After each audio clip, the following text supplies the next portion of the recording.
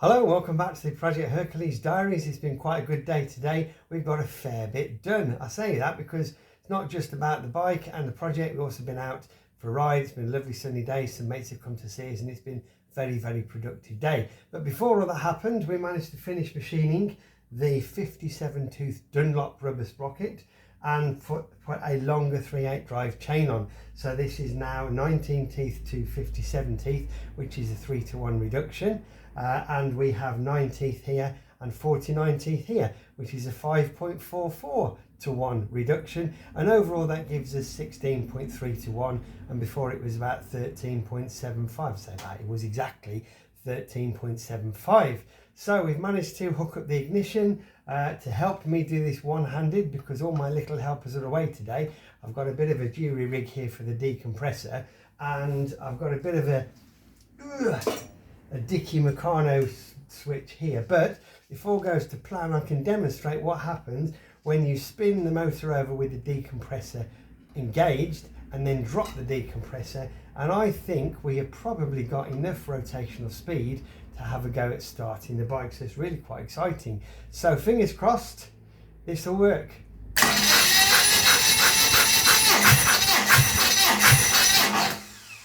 There we go, so it definitely goes over top dead center. You get 2 relatively fast attempts and then it sort of bogs down on a third.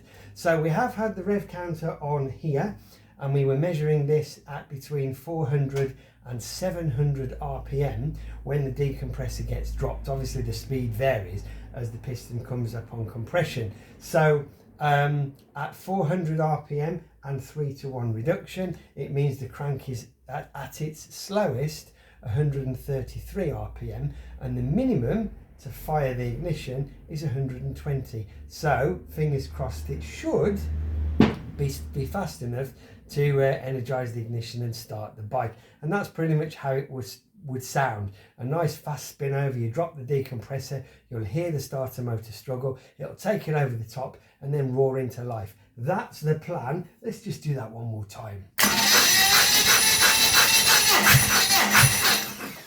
There we go. Now there's a whole load of oily mist being blown out of here, so it's quite clear that we do need that breather pipe, and we do need it to go quite high up the frame so it doesn't coat everything, including me and the camera and and the dog, sorry dog, in clouds of oil.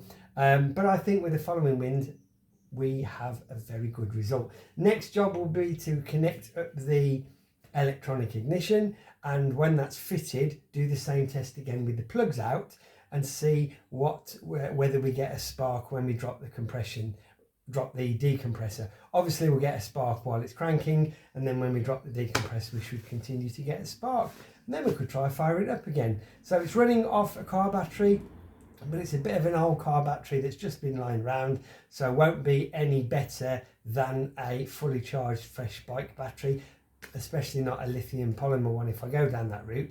And it's running through about a mile of jump lead with just a crock clip on the starter motor, so it's not the best setup to help with all the losses, but I think you'll agree that is very promising. So we've got one bigger sprocket yet, we've got a 65 tooth sprocket, and that would give the starter motor an even easier time, but it would lower the overall speed. So before we start any machining, what we're going to do is have a go at seeing if the sparks fire at this reduction ratio before we do anything else. And that is probably a great time to leave it and go and have a beer. So I hope you've had a good day. If you're in the UK, I hope you've enjoyed your summer, because it looks like, as last year, that could be it by now. Fingers crossed it's not, but you never know. And whatever you're doing this weekend, have a great weekend. As usual, thanks for watching. More updates will follow.